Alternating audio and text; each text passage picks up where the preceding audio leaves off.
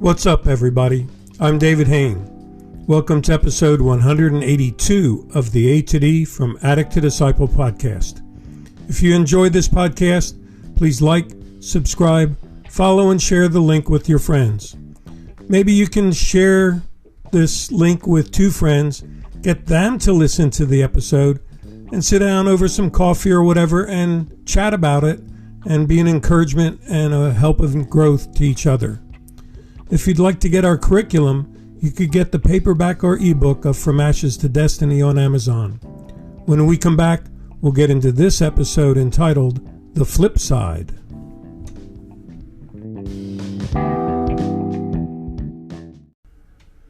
Welcome back to episode 182 of the A to D from Addict to Disciple podcast entitled The Flip Side. People always ask, what does catch you on the flip side mean? Where did that phrase come from?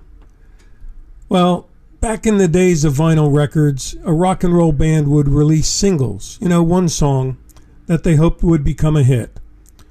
This, and I'm a child of that era, this was on a 45 record. It was a vinyl at that time, and you had a special spindle that would fit on your turntable to hold this size record. But the vinyl had two sides. So there was always a B side, which was referred to as the flip side. Often, the flip side was actually the favorite of one member of the band, especially the member who wrote it. They put their creative juices into it, poured their heart and soul into it, but maybe the record producers didn't think it would click or resonate with enough people to make it a hit. But occasionally, the flip side would become a hit, as DJs would get calls from radio listeners to play that rather than the A side. So you're with me? The A side was the one that was released, and when the new single would come out, that was the one everybody would talk about. DJs would play it, and it was supposed to become a hit. But there was always two sides to the record, two sides to the 45. There had to be a B side. It couldn't just be blank. And often that would end up being a hit also. So what does the flip side mean in sort of real terms, real life terms? Well, if you look up the slang expression of it from the slang dictionaries online, it says expressions that include on the flip side can also be see you on the flip side, catch you on the flip side, catch you on the flippity flip, any of those things that are sort of typically used as a casual parting greeting. So it's another way of saying, see you later, bye, catch you on the other side. My brother for decades now has ended his phone calls or messages with, catch you on the flipper. But when you look at, the idiom free dictionary and the definitions in Oxford Languages Dictionary, it describes what the flip side is. It says it means looking at a different or opposite aspect or possibility or result when associated with the same thing. So you understand that in this episode we're looking at the flip side of our life. So how do we get to an opposite viewpoint, an opposite aspect, possibility, or result when we look forward in our life? An example that they give in the dictionaries, it says, I'll have to work really long hours and be away from my family for long stretches of time. But on the flip side, I'll get the opportunity to travel around the world. So the flip side can mean, as we look at the other side of going on with our life, we look at the good possibilities, not the negatives. But some people get caught up because the dictionary also says an example of the flip side is virtues are the flip sides of vices. And so some people get caught up trying to struggle through that. But to me, again, if the vices were our life in addiction, were the trouble we got into and all the consequences, and we're looking at the B side now, how do we look at virtues that we can build into our life moving forward? So I want to challenge you to think about how can your flip side, your B side, become the hit in your life, the hit in your recovery? Well, I can't give you a how-to plan, and I'm not really leaning that way to do that anyway, as you guys know me. But I can give you some advice that might get you started, and ask the questions to get you started, I guess. I think it's important, if you want to start, by realizing that your plan for having a hit in life didn't work. Your A side ended up in addiction, homelessness, incarceration, rehabs, lost families, death of close friends, all kinds of trouble. That was your A side. That was what happened as a result of you aiming for a hit in life. But your flip side in recovery took just as much of your creativity from your past, along with wisdom gained from life experience, and has been the song, hopefully, that you're composing in recovery. And if you haven't thought about it until this moment, I want to challenge you to look at it that way.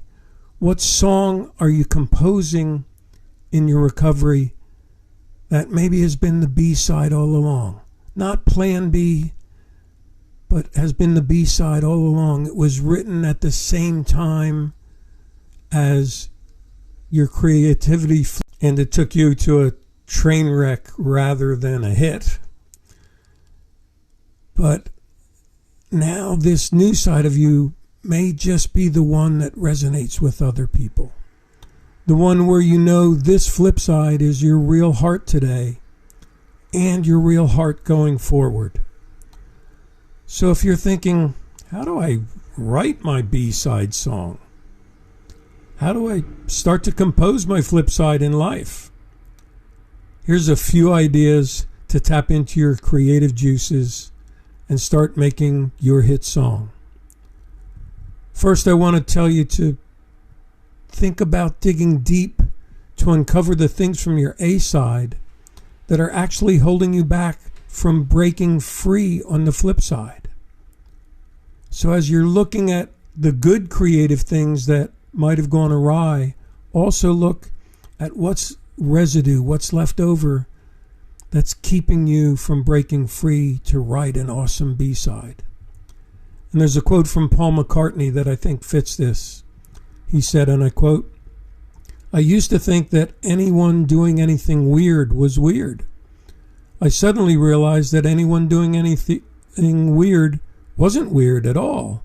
And it was just the people saying they were weird that were weird." You got that? I think in our addiction, we've all been looked at as the weird one, or called the weirdo, or called lots of other worse names. And Paul McCartney says, he ended up hearing that so much that he used to think that doing anything weird was weird. But he realized that anyone doing anything weird wasn't weird at all.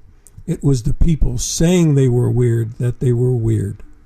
So identify the positive things from the A side. Even if people thought they were weird, identify the positive creative aspects of that, which you would like to include in this new flip side of you. But I want to caution you, as you're really sort of deconstructing what was your A side, and you think certain things need to be removed, certain things need to be replaced. Robert Frost said, and I quote, "Don't ever take a fence down until you know why it was put up." So as you're looking at the hindrances and obstacles and boundaries that might be holding you back, before you just take them down, try to understand why they're there in the first place. There may be some that you need to keep up because those boundaries actually keep you on the right path of the B-side going forward. And some of these fences can be thoughts in your head, words spoken by friends or family, or aspects of the stigma of being an addict that keep resulting in doors of opportunity being slammed in your face. I want you to encourage you to see how you've grown from these experiences. What have you learned?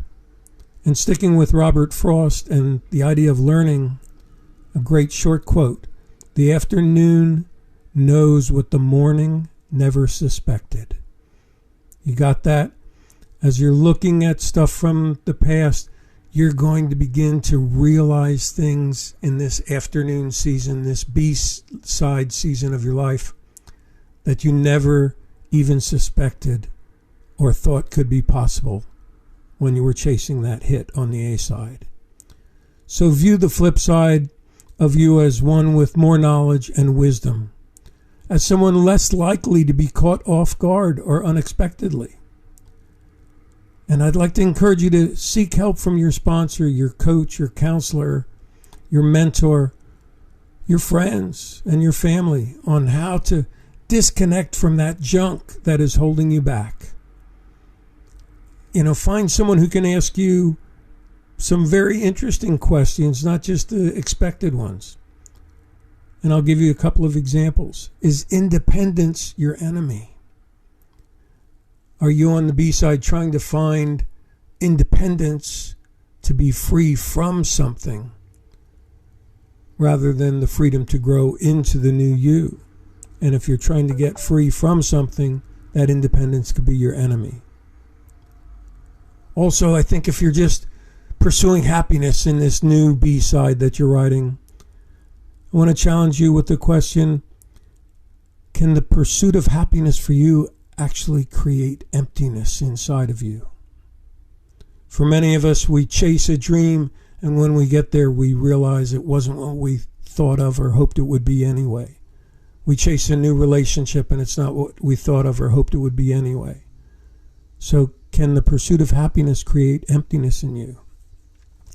And finally, I'd like to challenge you as you're going about writing your B-side to find that quiet space. And I mean a real quiet space in your heart, in your mind, that's as quiet as the falling snow, as quiet as that hour before dawn when the city's still asleep, so you can be open in your thoughts without distraction, to be able to look in to your heart, get your creative juices flowing, and write that B-side, which will be your new life in recovery.